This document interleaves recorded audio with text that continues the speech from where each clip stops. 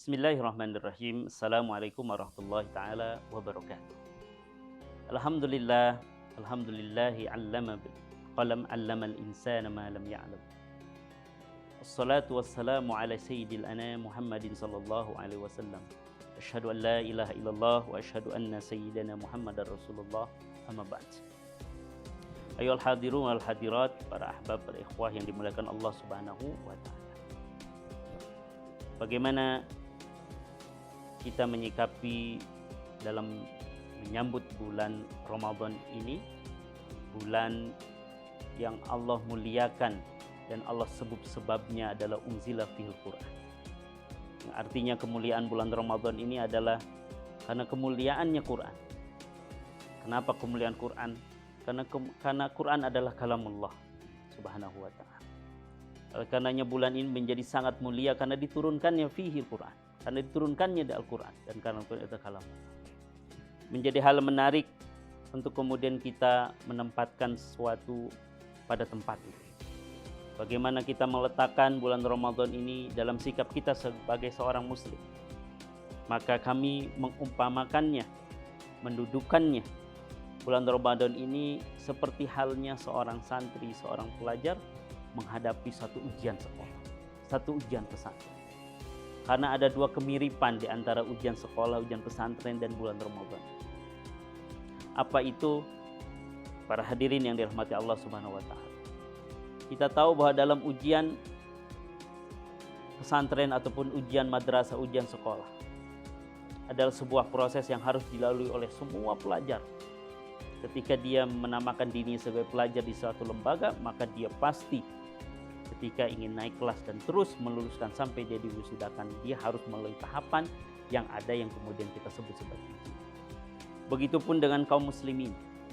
Ketika kaum muslimin ini ingin dinyatakan sebagai orang-orang yang bertakwa, maka dia harus teruji ketakwaannya, harus teruji keimanannya. Maka salah satunya Allah Subhanahu wa taala mewajibkan di setiap tahunnya adalah dengan kewajiban berpuasa di bulan Ramadan. Maka tak ubahnya dan tak misalnya seperti orang yang menghadapi ujian seperti itu.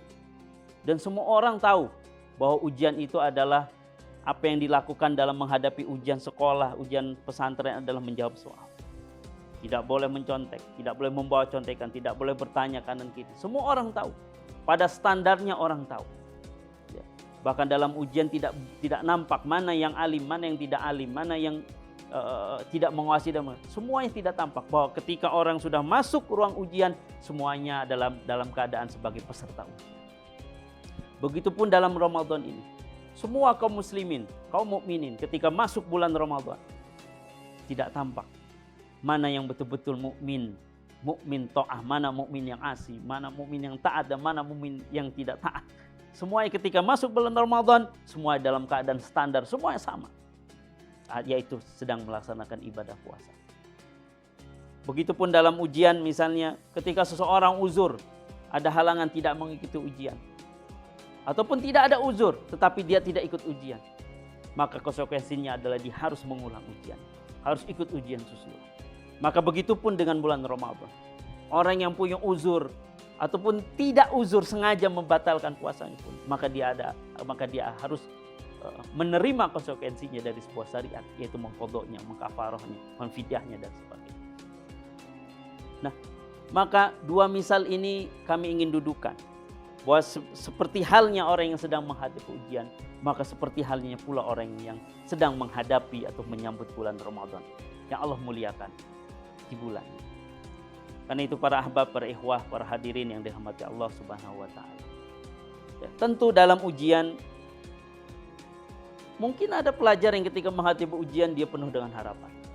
Karena dia tahu, percaya diri, pede, karena dia bisa mengukur dirinya, dia sudah mengukur dirinya bahwa dia mampu, bahwa dia cerdas. Sehingga dia kejar itu. Dia sangat berjiwa berlomba untuk merebut itu.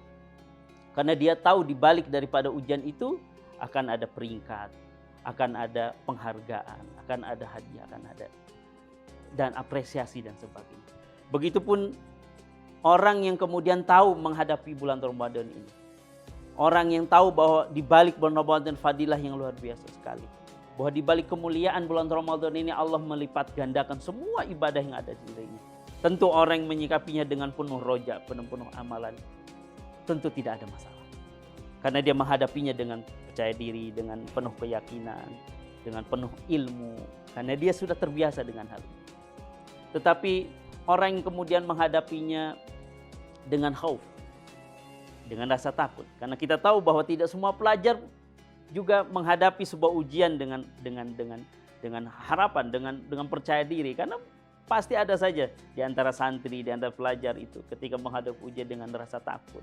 Karena dia juga sudah mungkin dirinya dia tidak mampu, tetapi harus melalui ujian itu. Mau tidak mau harus melalui itu. Ya. Kemudian mungkin juga dengan rasa takutnya kemudian ingin berbuat curang, ini, itu, dan sebagainya. Maka seperti itu pula kita menghadapi Ramadan ini. Gambarannya, kaum muslimin pun kadang puasanya itu hanya menahan lapar dan hausnya saja. Tetapi pahala-pahala lainnya tidak dikejar. Sama seperti itu. Hanya sekedar menggugurkan kewajiban. Sama seperti hal ini. Oleh karenanya dua sikap ini yang kita soroti adalah orang yang menyikapinya dengan rasa takut. Berbedanya dengan ujian adalah di bulan Ramadan ini, apapun yang menjadi perubahan seseorang di bulan Ramadan ini, insya Allah akan menjadi asbab hidayah bagi. Ya. Berbeda dengan ujian, bahwa orang yang menghadapi bulan Ramadan ini dengan berbenah diri, ya, dengan kemudian mengoreksi diri, dengan menghentikan semua perbuatan-perbuatan maksiat di sebelumnya misalnya. Ketika masuk bulan Ramadan, kemudian berhenti. Ya. Karena tahu bahwa akan kemuliaan bulan Ramadan.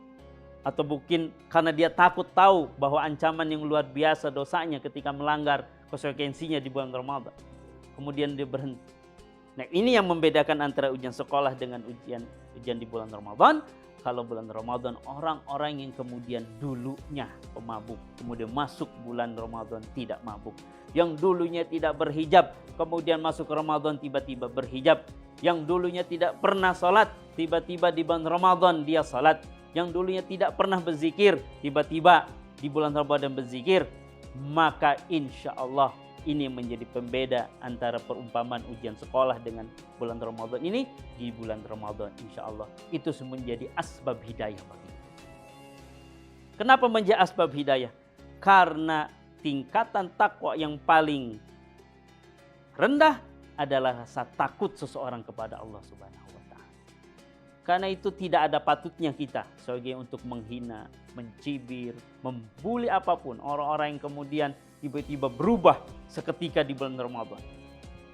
Kita hanya sepatutnya bagi kita, kaum muslimah yang mendoakan mudah-mudahan itu menjadi asbab hidayah. Terlepas dari setelah kemudian nanti ketemu bulan Syawal dia akan kembali kepada habitatnya, terlepas daripada itu.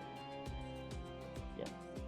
Maka para hadirin wal hadirat rahimakumullah, bukankah Allah SWT berfirman, in tajtanibu kaba'ira ma tunhauna ankum nukaffir ankum sayiatikum wa nudkhilkum mudkhalan.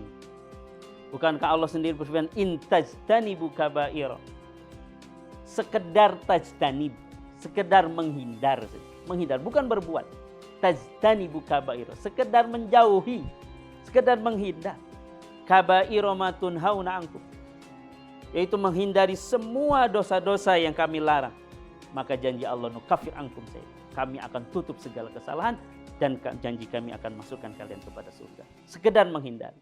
Maka orang-orang yang menyikapi bulan ini dengan khauf, dengan rasa takut, ini insya Allah kalau selama dia menjadi, ya, selama dia niatnya adalah khauf dia, insya Allah khauf dalam arti tajtanib tadi, menjauhi, ya, kebiasaan-kebiasaan buruk di bulan Ramadan, kemudian dia membiasakan hal baik, insya Allah janji Allah, nukaffir ankum sayiatikum. Dan kita hanya patut berdoa semoga itu semua menjadi asbab hidayah bagi kita. Para hadirin, para ahbab yang dimuliakan Allah Subhanahu wa Ta'ala. Tambahan daripada kultum ini adalah apa yang disampaikan oleh Al-Imam Al-Ghazali dalam kitab Ihya Ulumuddin. Ada dua hal. Sebenarnya ada 6 di sini, tetapi saya singkat menjadi 2. Yang penting untuk kita ketahui bahwa ketika seseorang sebentar lagi ini, dalam hitungan yang singkat ini, beberapa hari ke depan ini kita menghadapi Ramadan, maka apa yang harus kita lakukan? Tambahan dari tadi, bahwa Al-Imam Ghazali mengatakan bukan niat. bukan niat dulu. Tetapi yang harus dipastikan bagi kaum muslimin adalah kapan. Kapan bahwa ketetapan bulan Ramadan itu ditetapkan. Atau dalam bahasa Imam Ghazali, muraqabatu awwali syahri Ramadan. Yaitu memantau kepastian awal bulan Ramadan. Bukan niat dulu. Dan ini menjadi sesuatu yang logis, yang masuk akal. Karena jikalau seseorang mendahulukan niat di bulan yang dimana belum ditetapkannya bulan Ramadan, maka apalah arti? Tidak ada manfaatnya seseorang berniat puasa bulan Ramadan tapi di bulan yang bukan bulan Ramadan. Karenanya Imam Ghazali itu betul-betul menekan di titik ini adalah muraqabah dulu, yaitu memantau, memastikan kapan awal dari bulan Ramadan itu akan ditetapkan. Dan tentu penetapan ini sebagaimana halnya di Indonesia, tapi saya tidak akan masuk ke sana, bahwa penetapan daripada bulan Ramadan ini sebagaimana sabdanya Nabi Muhammad SAW adalah dengan ru'yatul hilal, dengan melihat kepastian sudut hilalnya. Kemudian setelah itu jikalau tidak terlihat, maka istikmal, maka disempurnakan 30 hari di bulan Sya'ban. Dan inilah yang kemudian dibahasakan dan diistilahkan sebagai ru'yatul ilmi. Jadi yang pertama itu adalah ru'yatul hilal, yang kedua adalah ru'yatul ilmi. Maka dua metode ini baginda Rasul memberikan arahannya. Apapun yang nanti ditetapkan oleh negara, oleh pemerintah, ataupun oleh pemerintah setempat, karena setiap negara berbeda ketetapannya. Selama berdasarkan dua metode ini, ru'yatul hilal dan ru'yatul ilm, insya Allah itu menjadi fondasi pijakan yang dibenarkan, kebenaran. Ya. Baru setelah itu kata Imam Ghazali adalah an-niyah. Setelah kita memastikan bahwa ya ditetapkan bahwa bulan Ramadan adalah tanggal sekian, maka setelah itulah kita berniat di malam di saat itu bahwa ditetapkan bahwa besok adalah masuk pada bulan awal syahrul Ramadan, maka di malam itulah berkewajiban kita untuk berniat setiap malamnya puasa Ramadan dan tidak dirapel 30 hari. Setiap malamnya kita harus berniat. Karena itulah para hadirin wal hadirat rahmati Allah Subhanahu wa taala. Tidak lain bahwa bulan Ramadan ini adalah bulan tarbiyah. Syahrut tarbiyah, bulan tarbiyah. Bulan yang insya Allah akan dan sedang mendidik kita menjadi jiwa-jiwa yang bertakwa. Dan mudah-mudahan kita semua menjadi hamba-hamba Allah yang bertakwa melalui ujian Ramadan. La'allakum tattaqun, la'allakum tashkurun. Menjadi hamba yang bertakwa dan hamba yang bersyukur. Sekian, terima kasih. Wassalamualaikum warahmatullahi taala wabarakatuh.